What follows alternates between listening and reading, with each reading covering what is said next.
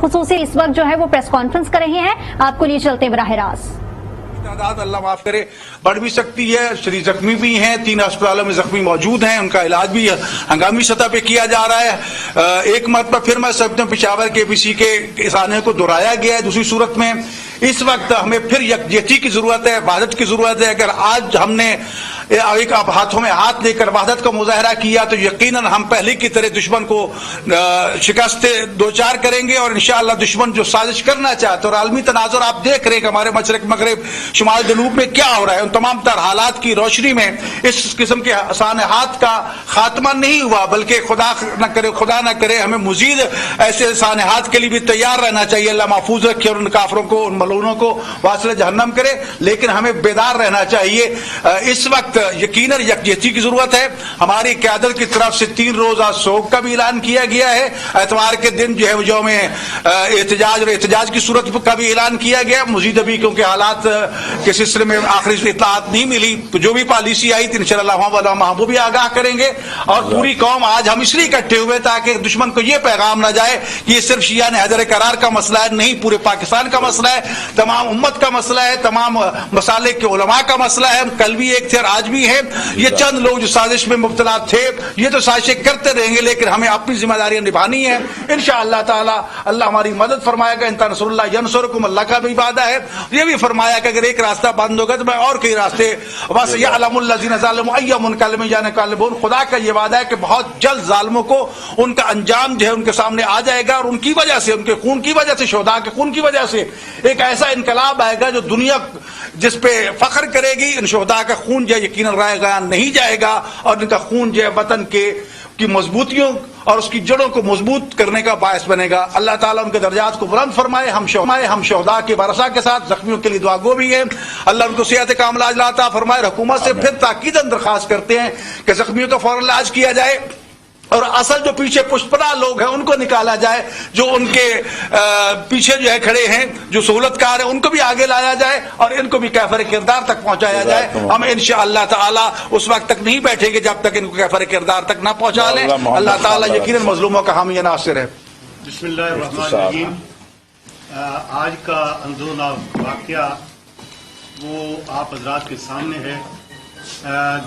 پورے ملک کے علماء متحد ہیں، متفق ہیں، اور آپ نے دیکھ لیا کہ لوگ پہلے کہتے تھے کہ یہ شیعہ اور سنی کا جھگڑا ہے، یہ آپس میں لڑتے ہیں۔ ہم متحد ہیں، متفق ہیں، اور ان دہشت گردوں کی مذمت بھی کر رہے ہیں، اور ان کے لیے یہ کہہ رہے ہیں کہ حکومت ان سے آہنی ہاتھوں سے نپٹے، ان کو گرفتار کرے، ان کے سہولت کاروں کو گرفتار کرے، اور اس ملک کے اندر ان کے خون کی وجہ سے انشاءاللہ العزیز ہم متفق ہیں، امن لائیں گے، اور یہ ملک امن کا گہوارہ بنے گا۔ ہم ان لوگوں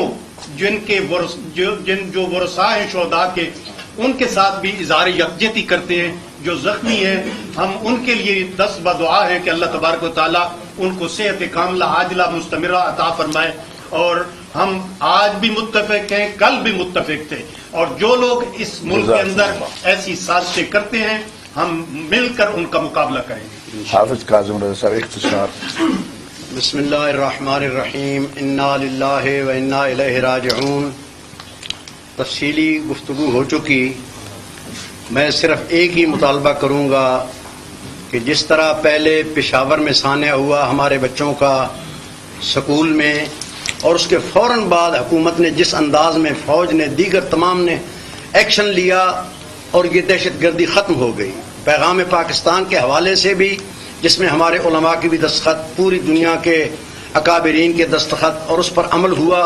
خداوند عالم نے ہمیں امن کا گہوارہ بنانے کی طرف، اس عمل کی وجہ سے اس ملک کو امن کا گہوارہ بنا دیا۔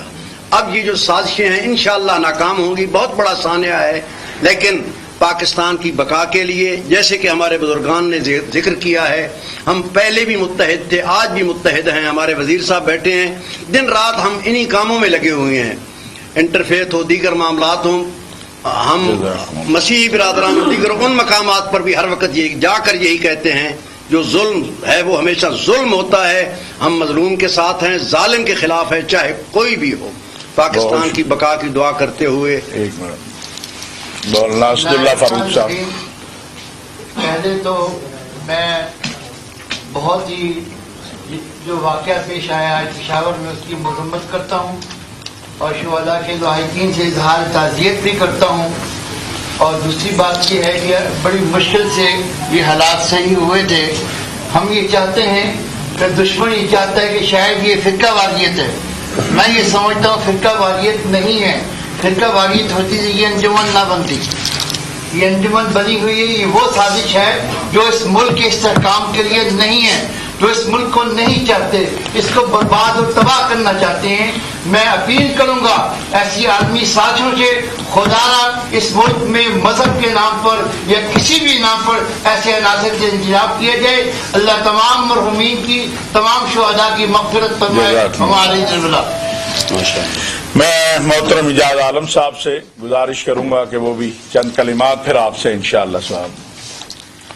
آج ہم سانحہ جو پشاور ہوا ہے اس کے لیے اس کی بھرپور مذمت کرتے ہیں، اور بالخصوص خاص طور پر پاکستان میں بسنے والی تمام اقلیتیں اس سانحہ کی بھرپور مذمت کرتی ہیں. اور ہم ہمیشہ ان شہیدوں کے ساتھ ہیں جن کا آج خون بہا ہے. اور یقین کریں کہ دہشت گرد ہمیشہ کوششیں کرتے ہیں کہ اس ملک میں مذہبی جنگ ہو، مسلک کی جنگ ہو، لیکن جس طرح پہلے ہم نے ان کو شکست دی ہے انشاءاللہ ہم سب مل کر ان کو پھر شکست دیں گے. اور یہ کبھی بھی جو دشمن ہے اس کے ہم جو عزائم ہیں اس کو کامیاب نہیں ہونے دیں گے. اور انشاءاللہ ہم اکٹھے ہیں، ہم مل کر اس پاکستان میں امن اور خوشحالی کا جو ہے وہ رکھیں گے، کوشش کریں گے. تو یقینی طور پر آج جس طرح ہم تمام مسالک کے علماء اور تمام جو ہم اقلیتی برادری کی نمائندگی کرتے ہوئے ہم سب مل کر اس ملک کو امن کا ہمیشہ گوارا بنائیں گے. جی سر یہ بتائیں کہ پہلے سیالکوٹ کا واقعہ ہوا، دنیا چلو کا ہوا، پشاور کا ہوا، اور آپ تھوڑی بات مذہبی پریس کانفرنس بھی کرتے ہیں. کیا آپ کی مسائل جمیلہ میں یا خلوص میں کوئی کمی ہے یا دہشت گرد زیادہ مضبوط ہو رہے ہیں؟ پہلی بات تو یہ ہے کہ جو واقعہ ہوا سیالکوٹ میں اور جو تلمبہ میں واقعہ ہوا اس کا اس سے کوئی تعلق نہیں ہے. اور دوسری بات ہے واقعات ہوتے ہیں پوری دنیا میں، مجرمین گرفتار ہیں، مقدمات چل رہے ہیں، سزائیں ہو رہی ہیں.